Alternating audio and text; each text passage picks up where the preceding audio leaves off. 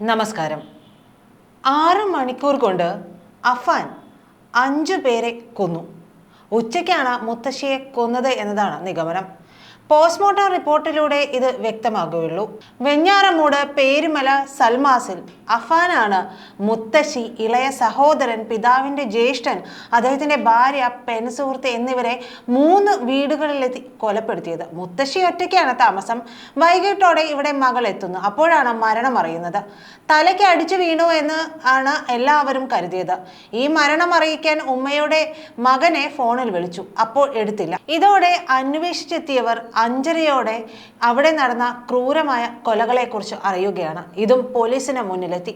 ഇതിനുശേഷമാണ് Venjaramoodu police സ്റ്റേഷനിലെത്തിയുള്ള അഫാന്റെ കുറ്റസമ്മതം. ഇതോടെ വെഞ്ഞാറമൂടിലെ വീട്ടിലും പോലീസ് എത്തി. ഇതോടെ മൊത്തം ചിത്രവും പോലീസിന് വ്യക്തമായി. ചുറ്റിക കൊണ്ടുള്ള അടിയേറ്റ് ഗുരുതരമായി പരിക്കേറ്റ അഫാന്റെ മാതാവ് സ്വകാര്യ മെഡിക്കൽ കോളേജിൽ ചികിത്സയിലാണ്. വെഞ്ഞാറമൂട് പേരുമലയിലെ വീട്ടിൽ തലയ്ക്കും മുഖത്തും അടിയേറ്റ് വികൃതമായ നിലയിലാണ് ഈ 3 പേരെയും കണ്ടെത്തിയത്.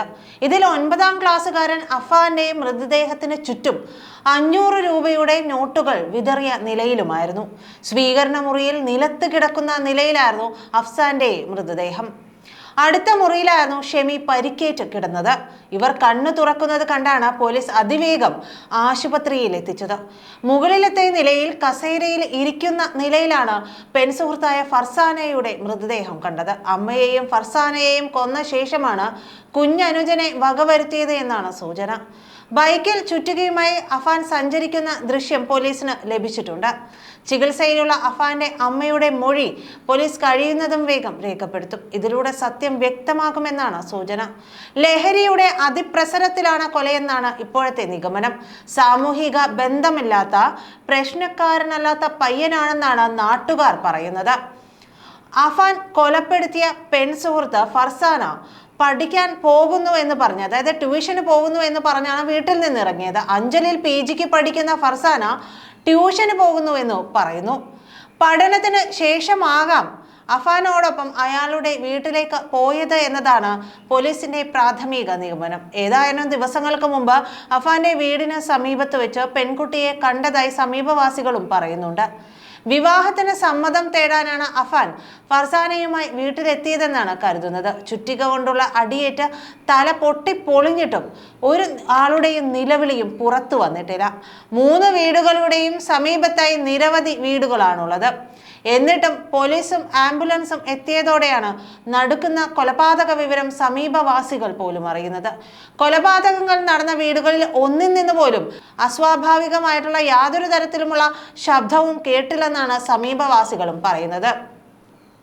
പേരുമലയിലെ വീട്ടിൽ നിന്ന് പോലീസ് സ്റ്റേഷനിലേക്ക് പോയപ്പോൾ അഫാൻ വീട് ഭദ്രമായി പൂട്ടി. ഗ്യാസ് സിലിണ്ടർ തുറന്നുവിട്ട ശേഷമായിരുന്നു പോലീസിൽ കീഴടങ്ങി കുറ്റസമ്മതം നടത്താൻ സ്റ്റേഷനിലേക്ക് എത്തിയതും. കൊലയ്ക്ക് ശേഷം അഫാൻ കുളിച്ച് വൃത്തിയാവുകയും ചെയ്തു. കൂട്ടക്കൊലയ്ക്ക് ശേഷം പ്രതി ഓട്ടോറിക്ഷയിൽ വെഞ്ഞാറമൂട് പോലീസ് സ്റ്റേഷനിലെത്തി കുറ്റസമ്മതം നടത്തുകയായിരുന്നു. പോലീസ് എത്തിയാണ് 3 വീടുകളിൽ നിന്നായി മൃതദേഹങ്ങൾ കണ്ടെത്തിയത്. എലിവിഷം കഴിച്ചെന്ന് പറഞ്ഞതിനെ തുടർന്ന് ഇയാളെ ആശുപത്രിയിൽ പ്രവേശിപ്പിച്ചു. ഉത്തരം കിട്ടാത്ത ചില ചോദ്യങ്ങളുണ്ട്. അഫാൻ എന്തിനാണ് ഈ കൊലപാതകങ്ങൾ നടത്തിയത്? കൂട്ടക്കൊലയ്ക്ക് മറ്റാരുടെയെങ്കിലും സഹായമോ പ്രേരണയോ ഇയാൾക്കുണ്ടോ? പ്രായമായ സ്ത്രീ ഉൾപ്പെടെയുള്ള ബന്ധുക്കളെ എന്തുകൊണ്ട് അഫാൻ ലക്ഷ്യം വെച്ചു?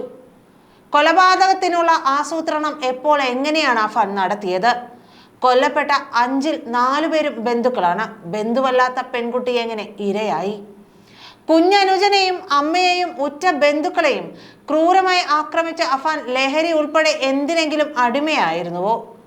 സാമ്പത്തിക ബാധ്യതയാണ് കാരണമെന്ന കുറ്റസമ്മതമൊഴി വിശ്വസിക്കാമെങ്കിൽ എന്താണ് ബാധ്യതയുടെ വലിപ്പം? അതെങ്ങനെയുണ്ടായി? അഫാന്റെ പിതാവ് അബ്ദുൾ റഹീമിന് മകന്റെ നീക്കത്തെക്കുറിച്ച് അറിവുണ്ടായിരുന്നുവോ? പിതാവിന്റെ സാമ്പത്തിക ബാധ്യതയെങ്കിൽ ഉത്തരവാദിത്തം എങ്ങനെ മകന്റെ തലയിൽ വരും? കുടുംബത്തിൽ പിതാവ് ജീവിച്ചിരിക്കെ അഫാൻ പോലീസിൽ കീഴടങ്ങുകയും അവിടെ വെച്ച് ജീവൻ ഒടുക്കാൻ ശ്രമിക്കുകയും ചെയ്തത് എന്തിനാണ്? ഇനി ഉത്തരങ്ങൾ, ഇത്തരം ചോദ്യങ്ങൾക്കുള്ള ഉത്തരങ്ങളെല്ലാം ലഭിക്കേണ്ടത് 3 പേരിൽ നിന്നാണ്.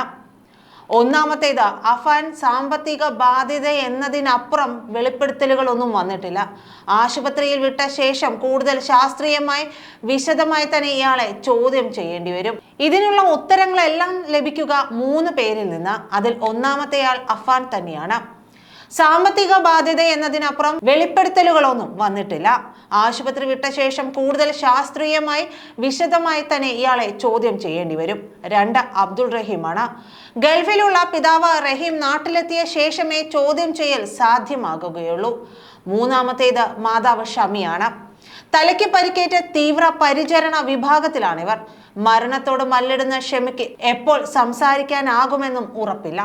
എന്തായാലും ഇതിൽ പ്രധാനമായും ഇനി വാ തുറക്കേണ്ടതും ഇതിൽ സഹകരിക്കേണ്ടതും, അതായത് ശരിയായ ഉത്തരങ്ങൾ കിട്ടണമെങ്കിൽ സഹകരിക്കേണ്ടതും പ്രതിയായിട്ടുള്ള അഫാൻ തന്നെയാണ്. അഫാനെ കേന്ദ്രീകരിച്ചു തന്നെയാണ് ഇനി അന്വേഷണങ്ങളും മുന്നോട്ട് പോവുക. നന്ദി.